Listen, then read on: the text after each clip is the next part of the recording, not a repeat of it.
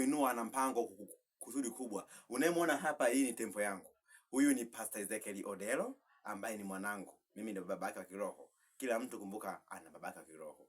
Na vitu vingi tunavifanya na vitu vingi vimefanyika kiroho. Nguvu ya kiroho ndio nguvu sahihi. Wengi wamechomoka kimasamasa kwa sababu ya nguvu ya kiroho. Usiogope kupoteza. Usiogope. Mwenye nacho ataongezewa, asiye nacho atanyang'anywa hata kile alicho nacho. Biblia imeandika. Usiogope kujitoa. Jitoe. Mafanikio yanataka mtu jasiri, yanataka mtu ambaye ni mwelevu, yanataka mtu mwekevu. Usiogope, maisha ndio haya. Kila mtu kaumbwa kufanikiwa. Ndio maana tunasema kwamba nendeni duniani mkatawale samaki baharini, kwa sababu Mungu alikuwa na kusudi. Na cha msingi zaidi ni pesa.